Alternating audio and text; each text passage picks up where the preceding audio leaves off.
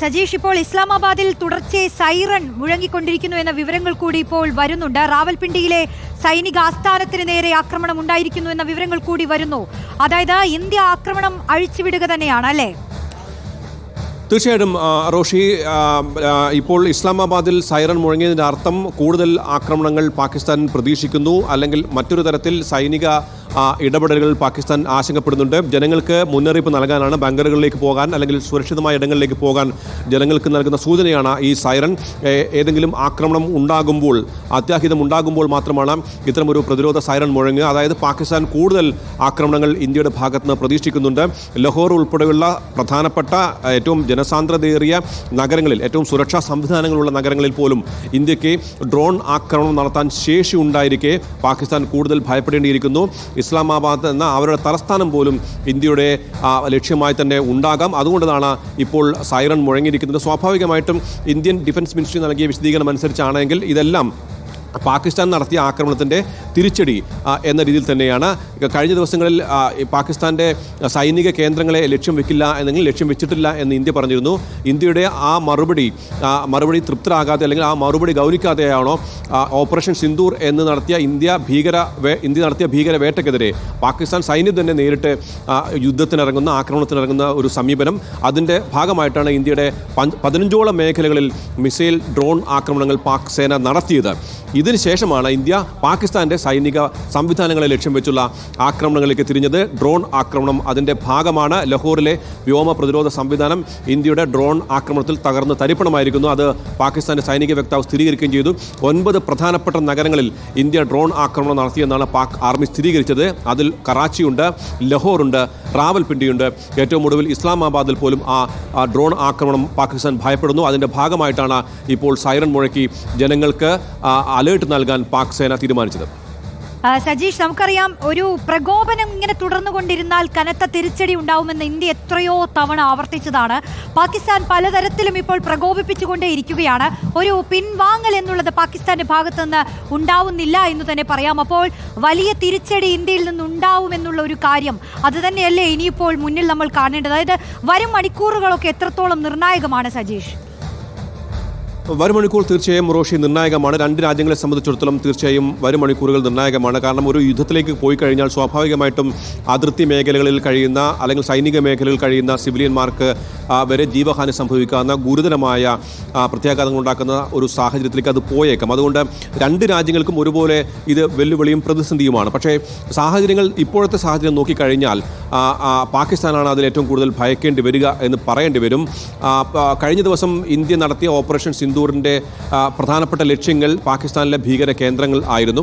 അല്ലാതെ ഒരു തരത്തിലുള്ള സിവിലിയൻ കേന്ദ്രങ്ങളിലേക്കോ അല്ലെങ്കിൽ പാക് ഡിഫൻസിന് നേരെയോ അല്ലെങ്കിൽ പാകിസ്ഥാൻ സൈനിക കേന്ദ്രങ്ങൾക്കെതിരെയോ ഇന്ത്യ ലക്ഷ്യം വെച്ചിരുന്നില്ല.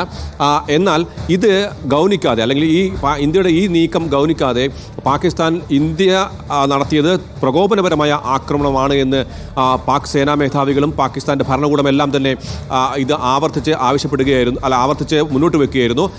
നമുക്കറിയാം കഴിഞ്ഞ 2 ദിവസങ്ങളായിട്ട് പാകിസ്ഥാൻ്റെ ഭരണകൂടത്തിൻ്റെ ഭാഗത്തു നിന്ന് വരുന്ന പ്രസ്താവനകളെല്ലാം തന്നെ തികഞ്ഞ പ്രകോപനപരവും ധാർഷ്ട്യം നിറഞ്ഞതുമാണ്.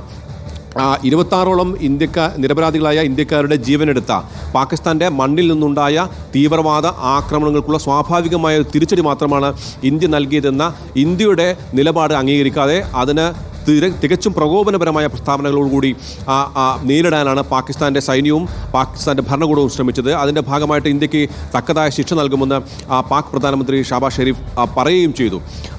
എല്ലാത്തിനും ഒടുവിലാണ് ഇപ്പോൾ തിരിച്ചൊരു പ്രത്യാക്രമണത്തിന് പാകിസ്ഥാൻ സേനയെ തന്നെ ഉപയോഗിക്കുകയും ഇന്ത്യയിലെ പ്രധാനപ്പെട്ട 15ഓളം കേന്ദ്രങ്ങളെ ഉപയോഗിക്കാനും ലക്ഷ്യം വെക്കാനും അവർ തീരുമാനിച്ചത്. അതിന് തക്കതായ മറുപടി കൊടുക്കാൻ എന്തായാലും ഇന്ത്യൻ സേനയ്ക്ക് കഴിഞ്ഞിട്ടുണ്ട്. ഇപ്പോൾ ഏറ്റവും ഒടുവിൽ ലഭിക്കുന്ന വിവരപ്രകാരം പാകിസ്ഥാൻ പ്രധാനമന്ത്രി ഷഹബാസ് ഷെരീഫിൻ്റെ അധ്യക്ഷതയിൽ അടിയന്തര യോഗം ചേരുകയാണ്.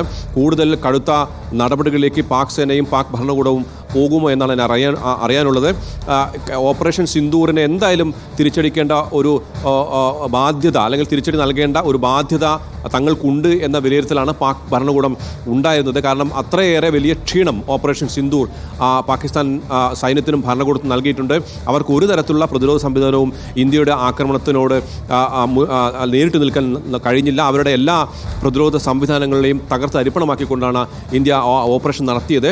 അതിന് തക്കതായ തക്കതായ മറുപടി കൊടുത്തില്ലെങ്കിൽ പാകിസ്ഥാൻ ഭരണകൂടം അവിടുത്തെ ജനങ്ങൾക്ക് മുന്നിൽ നാണം കെടും എന്നൊരു വിലയിരുത്തലാണ് ഉന്നത ഭരണകൂടത്തിലുള്ള ആൾക്കാർക്കുള്ളത്. അതുകൊണ്ടാണ് ഒരു തിരിച്ചടിക്ക് അവർ മുതിർന്നത്. ഇനിയും അത്തരമൊരു തിരിച്ചടിയിലേക്ക് അവർ പോകുമോ അല്ലെങ്കിൽ പ്രത്യാക്രമണത്തിലേക്ക് അവർ പോകുമോ എന്നാണ് അറിയാനുള്ളത്. ഒരു അടിയന്തര യോഗം പാകിസ്ഥാൻ പ്രധാനമന്ത്രി വിളിച്ചു ചേർത്തിട്ടുണ്ട്. ഇതിനുശേഷമായിരിക്കും സൈന്യത്തിൻ്റെയും അവിടുത്തെ ഭരണകൂടത്തിൻ്റെയും തുടർ നടപടികൾ എന്താണെന്ന് നമുക്ക് മനസ്സിലാവുക. ഏതായാലും സർവ്വസജ്ജമായി ഇന്ത്യൻ സേനയുണ്ട്.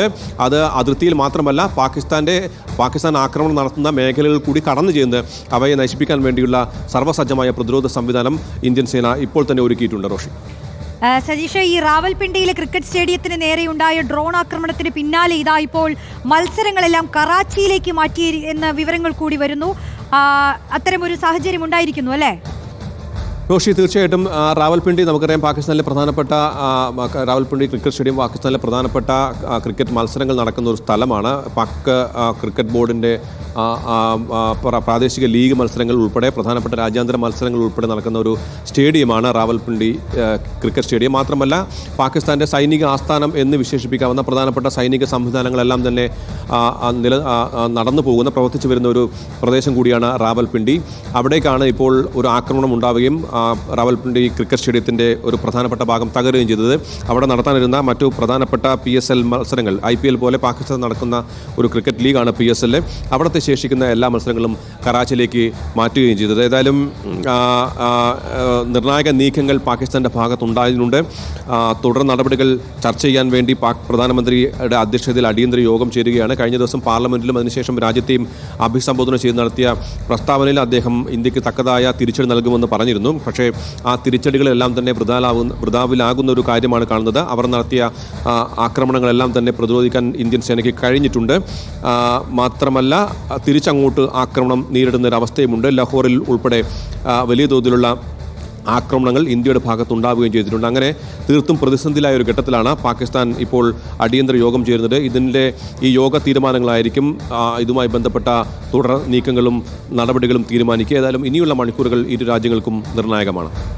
ഇപ്പോൾ യോഗം ചേരുന്നു എന്നുള്ള വിവരങ്ങൾ തന്നെയാണ് വരുന്നത്. പാകിസ്ഥാൻ പ്രധാനമന്ത്രി ഷഹബാസ് ഷെരീഫിന്റെ അധ്യക്ഷതയിൽ അടിയന്തര യോഗം എന്നുള്ള വിവരങ്ങൾ കൂടിയാണ് K. സജീഷ് വിശദീകരിച്ചത്.